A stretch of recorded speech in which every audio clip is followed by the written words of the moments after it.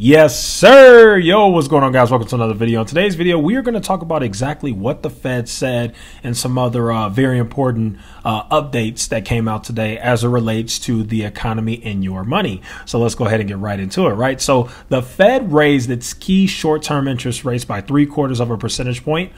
This actually happened today on Wednesday, and it was its largest rate hike since 1994 to a range of 1.5% to 1.75%. Powell also said that the Fed will probably choose between a 0.5 point and 0.75 of a point hike at its July meeting. Now, if you guys want my honest opinion, I think they're probably going to lean more to the 0.75. And the main reason why I think that is because I think that next month's CPI, which reflects June's inflation numbers, is going to be higher than May's. That's what I honestly think.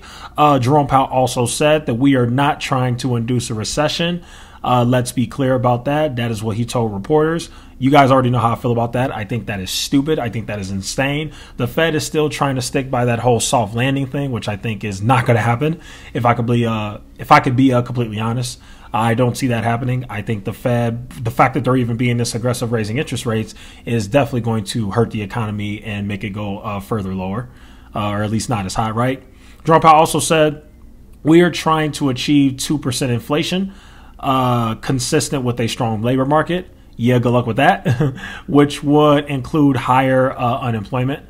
That is what he said. Now, what will these rate hikes do that they have done, especially today? Well, the Fed's rate hikes as of today, as well as its new projections, are for sure going to have an effect on the economy.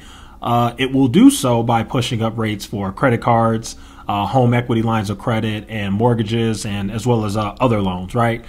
Fixed 30-year mortgages have actually climbed to 5.23% from 3.22% from earlier this year.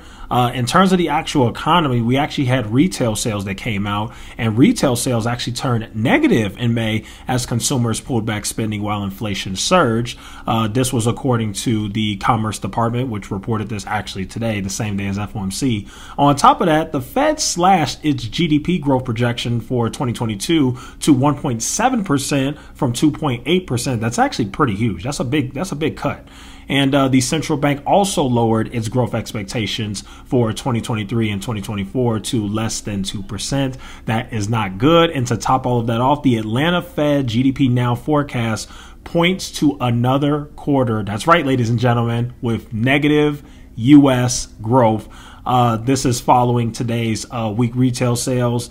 And yeah, if that were to happen, that would officially put us into a recession. Now, please do not be fooled by these YouTubers. Obviously, we had a very green day. And the reason why is because the market was happy with what Jerome Powell said. But that doesn't mean anything to me, because if you think about it, I believe the last few times Jerome Powell spoke, the market actually went green. And again, I can't reiterate this enough. I don't care how many times the market goes green. We're clearly in a bear market. So you're seeing really nothing more than a bear market rally. And you also got to be very careful, because you got to keep in mind that some of these hedge funds that short are very smart.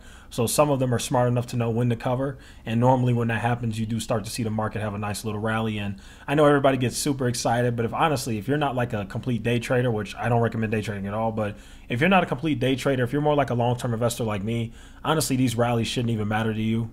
Who cares? Because in my opinion, we're going lower. We still have further to fall. And so for me, like I said, be careful with these YouTubers. They're going to take advantage of Green Day. Like I said, a lot of people on the YouTube platform, unfortunately, are not genuine.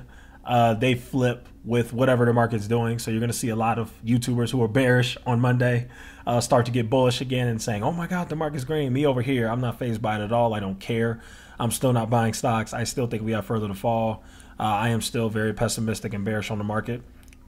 And I am still holding cash, right? Now, I made a video earlier today where I answered somebody's question in my comments, who basically said, it seems like you're trying to time the market. And if you're not, can you tell me some price points that will be good to buy stocks? Now, the reason why he probably asked that is because he's thirsty to buy stocks, and that's fine. Everybody's free to trade the way that they want. And I gave in that video some stocks that I think are undervalued. But again, I can't stress this enough. Patience is key. You do not have to buy stocks every week. You do not have to buy stocks every day. I cannot stress this enough. It's actually okay for you as a retail investor to be a lot more strategic and careful with your money than these hedge funds that have a lot of money. Now, I know some people may disagree with me, and that's fine, but this is my opinion. I think we as retail investors don't have nearly as much money as the big boys, so that's why I hate it when people bring up that quote where they're like, Warren Buffett says be greedy when others are fearful. Well, Warren Buffett also has $150 billion in cash. How much do you have? Okay, then. So stop with this, be greedy when others are fearful. No, that doesn't always work. Like, it works for him because he knows what he's doing and he's incredible, but most of us are not great stock pickers like him. So I really don't like it when people compare themselves to Warren Buffett and take that quote out of context. So, but again, you're free to disagree with me. Maybe I'm wrong. Maybe I am. And, you know, you want to keep buying the downtrend, you go right ahead. Because, you know, it's amazing some of the things that people say on YouTube and on Twitter about, you know, buy the dip. And it's like, you know, you just got to exercise patience. And I get it. A lot of retail investors, a lot of people who probably watch this channel and all the other channels have never seen a bear market before. So they just don't know how to react. They don't understand that the market's going to be going down for like a while. You know, we'll have some bounces, but overall the trend, and that's what I think people are ignoring. People are not understanding the trend that we're in. The little short-term price fluctuations don't mean anything. If you look at the trend of the stock market from the beginning of this year till now, just go look at the NASDAQ or the S&P 500. Go look at the chart. If you look at the trend is bearish. The trend is new lows. The trend is lower and lower and lower, and pain and hurt and murder she wrote every freaking day. And you got to recognize that. You got to understand the trends, man.